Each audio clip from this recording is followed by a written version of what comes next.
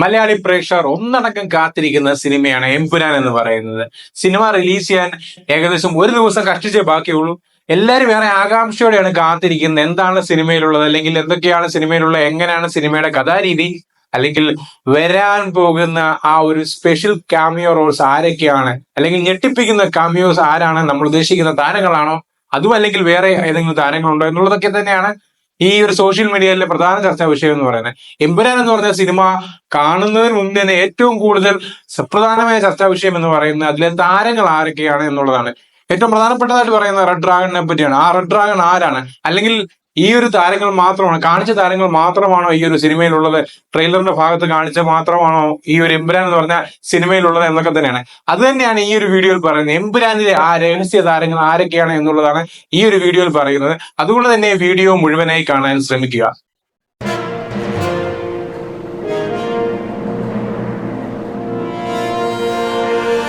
എമ്പുരാൻ എന്ന് പറഞ്ഞ സിനിമയുടെ ട്രെയിലർ ഇറങ്ങി കഴിഞ്ഞപ്പോൾ നമ്മൾ കണ്ടതാണ്, ഒരു നിമിഷം പോലും, സ്പ്ലിറ്റ് സെക്കൻഡ് പോലും കാണിക്കാത്ത രീതിയിൽ റെഡ് ഡ്രാഗൺ ബ്ലാക്ക് കോട്ടിട്ട് ഒരു കിടിലൻ മനുഷ്യൻ പോകുന്ന ഒരു സീൻ. അതായത് അദ്ദേഹത്തിന്റെ ഫേസ് റിവീൽ ചെയ്യുന്നില്ല, ബാക്ക് ആണ് കാണിക്കുന്നത് നമ്മൾ വ്യക്തമായിട്ട് കാണിക്കും. അപ്പോൾ തന്നെ ചർച്ചാ വിഷയമായിക്കൊണ്ടിരിക്കുകയാണ് ആരാണ് ആ റെഡ് ഡ്രാഗൺ, ആരാണ് ആ റെഡ് ഡ്രാഗൺ എന്നുള്ളത്. ഒരുപാട് താരങ്ങളെ പറയുന്നു. ഈയിടയ്ക്ക് വീണ്ടും റെഡ് ഡ്രാഗന്റെ പോസ്റ്റർ ഇറങ്ങിയപ്പോൾ വീണ്ടും സമൂഹ മാധ്യമങ്ങൾ ചർച്ച ചെയ്യണം ആരാണ് ആ താരം എന്നുള്ളത്.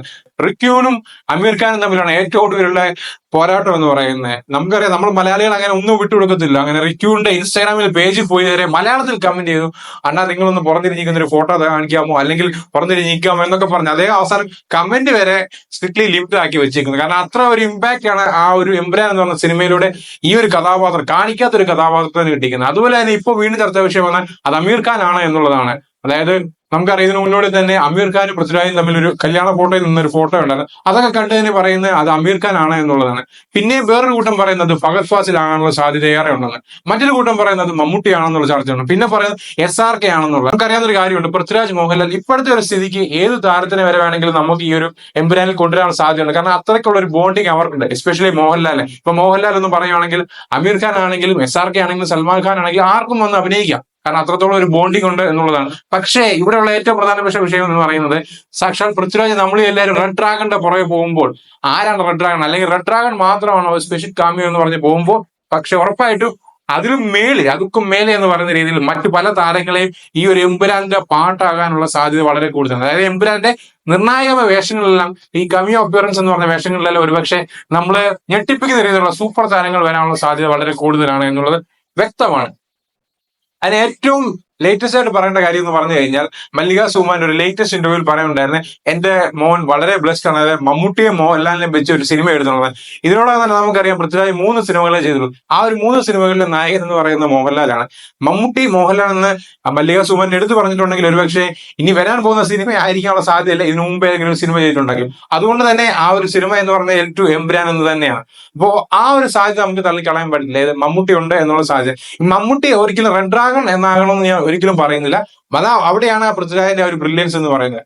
മറിച്ച് റെഡ് ഡ്രാഗണിനെ ഉറപ്പായിട്ടും റിക്യൂണോ അല്ലെങ്കിൽ ഏതെങ്കിലും ഒരു സുപ്രധാനമായിട്ടുള്ള ഒരു ഇന്റർനാഷണൽ സ്റ്റാർ ആവാനുള്ള സാധ്യത വളരെ കൂടുതലാണ്.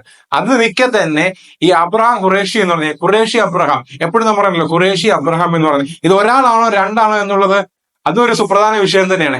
അല്ലെ, ഒരു കൂട്ടം പറയുന്നു ഒരാളാണ്, മറ്റൊരു കൂട്ടം പറയുന്നു രണ്ടാണെന്ന്. ശരിക്കുള്ള രണ്ടാണോ ഒന്നാണോ എന്ന് അറിയണമെങ്കിൽ ഒരുപക്ഷെ നമുക്ക് എമ്പുരാൻ എന്ന് പറഞ്ഞ സിനിമ വേണം. പക്ഷെ ലൂസിഫറിൽ ആദ്യം ഒരു ഷോട്ട് കാണിക്കുമ്പോൾ നമുക്ക് പറയുന്നത് ഖുറേഷി ഇബ്രഹാം എന്ന് പറഞ്ഞ തന്നെയാണ്, ബാറിട്ട് തന്നെ ഖുറേഷി അബ്രാം എന്ന് പറഞ്ഞാണ് കാണിക്കുന്നത്.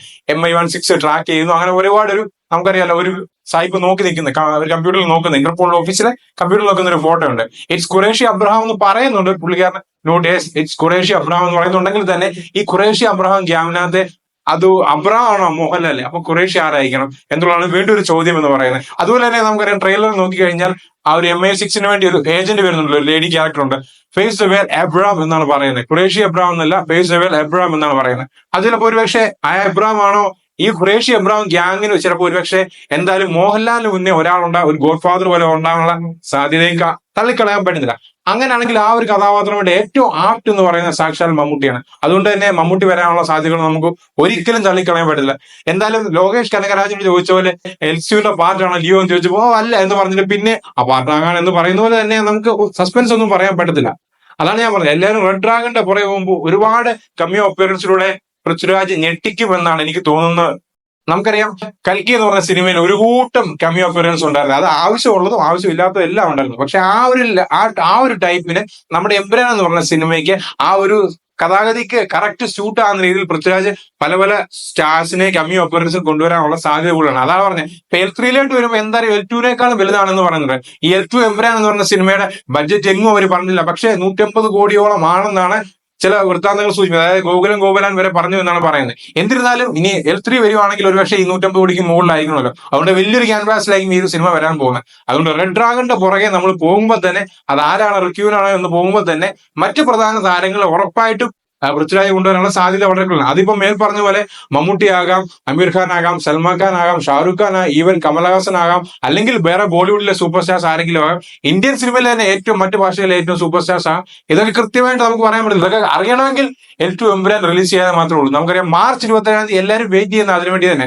അതുകൊണ്ട് തന്നെ എന്താണ് നിങ്ങളുടെ L2 എമ്പുരാനിലെ ഈ റെഡ് ഡ്രാഗൺ അല്ലാതെ മറ്റു വരാൻ പോകുന്ന സൂപ്പർ സ്റ്റാർസ് ആരൊക്കെയാണ് എന്നുള്ളത് കമന്റ് ചെയ്യാൻ മറക്കല്ലേ. അതുപോലെ ഈ ഒരു വീഡിയോ ഇഷ്ടപ്പെട്ട ചാനൽ സബ്സ്ക്രൈബ് ചെയ്യുക, ലൈക്ക് ചെയ്യുക, ഷെയർ ചെയ്യുക.